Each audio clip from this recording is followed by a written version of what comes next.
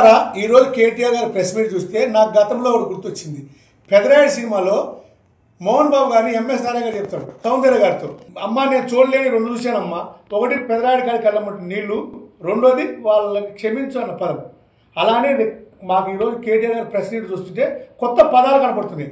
స్వేచ్ఛ, స్వాతంత్రము, ప్రజాస్వామ్యము, అంబేద్కర్ గారు ఇవి మాట్లాడుతున్నారు. మేము కూడా కొత్తగా నీ నోటెమ్మడి చూస్తున్నాం. త్వరలో అలానే నీ కళ్ళెమ్మటి నీళ్ళు కూడా చూస్తాం. మా కవితమ్మ దెబ్బకి నీ కళ్ళెమ్మటి నీళ్ళు కూడా చూస్తామని తెలియజేస్తూ మీరు మాట్లాడిన విషయాలు రెండు స్పష్టంగా చేయదలుచుకున్నాం. ఈ తెలంగాణ ప్రజలకి వివరించాలనుకుంటున్నాం.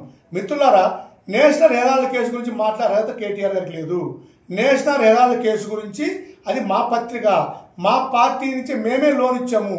అనేక సార్లు రాహుల్ గాంధీ గారిని ఇబ్బంది పెడతానికి కేసులు పెట్టిన కేసు అని చెప్పి మేము ఈడీ ఆఫీసుల ముందు, అనేక కలెక్టర్ ఆఫీసుల ముందు, అనేక రాష్ట్రాల్లో దేశవ్యాప్తంగా ధర్నాలు చేసాము, మా నిరసన తెలియజేశాము. దాని గురించి కొత్తగా ఎఫ్ఐఆర్లో పేరు వచ్చిందని పెద్ద కేటీఆర్ మాట్లాడాల్సిన అవసరం లేదు. రెండోది, అసలు నేషనల్ హెరాల్డ్ గురించి మాట్లాడే అర్హత కేటీఆర్కి బీజేపీ వాళ్ళకి ఎక్కడుంది? ఒక ప్రాంతీయ పార్టీ టీఆర్ఎస్ పార్టీ 10 సంవత్సరాలు పరిపాలిస్తే మీ బ్యాంక్ అకౌంట్లో 700 కోట్ల రూపాయలు వైట్ మనీ ఎట్టొచ్చింది? మీరు ఎంత ప్రలోభాలు చేస్తే వైట్ మనీ వచ్చింది, ఎంతమందిని బ్లాక్ మనీ చేస్తే వైట్ మనీ 700 కోట్లు వచ్చింది మీ అకౌంట్లోకి, బీఆర్ఎస్ పార్టీ అకౌంట్లోకి. ఒక 10 సంవత్సరాలు మోడీ గారు పరిపాలిస్తే బీజేపీ పార్టీలోకి 6,000 కోట్ల రూపాయలు వైట్ మనీ ఎట్టొచ్చింది మీకు? ఎంతమందిని ప్రలోభ పెడితే మీకు వైట్ మనీ వచ్చింది? మీరిద్దరు కలిపి కాంగ్రెస్ పార్టీ విమర్శిస్తారా? సిగ్గనిపించలేదు మీకు? ప్రజలు గమనిస్తున్నారు. రాహుల్ గాంధీ గారు భయపడే రక్తం కాదు, రేవంత్ రెడ్డి గారు భయపడే వ్యక్తి కాదు. మీరు అధికారంలో కేటీఆర్ 70 కేసులు పెట్టారు, రేవంత్ రెడ్డి గారు భయపడ్డా?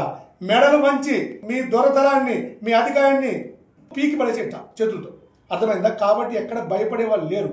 కాబట్టి మిత్రులారా, మేము ఒకటే స్పష్టం చేయదలుచుకున్నాం. నేషనల్ హెరాల్డ్ కేసు గురించి మాట్లాడే అర్హత కేటీఆర్కి లేదు. కేటీఆర్ గారు వాళ్ళ కవితమ్మ దెబ్బకు బయటకు వచ్చి తట్టుకోలేక వెలువెల్లాడిపోతున్నాడు. ఆయన మాట్లాడే మాటల్లో భయం కనపడింది. మా నాయన జైలుకు పోతే నా పార్టీ ఎట్టా, పార్టీ మునిగిపోద్దేమో అని.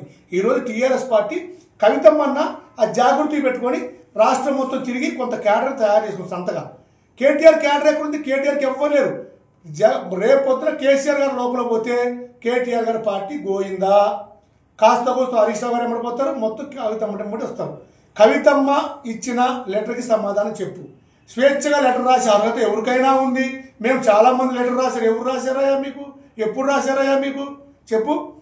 ముఖ్యమంత్రి స్వయాన కేసీఆర్ కూతురు, ప్రజెంట్ ఎమ్మెల్సీ, ఆమెకు టైం ఇవ్వకపోతే ఇంటికి 24 గంటల లోపలికి బయటికి పోయి రావచ్చు.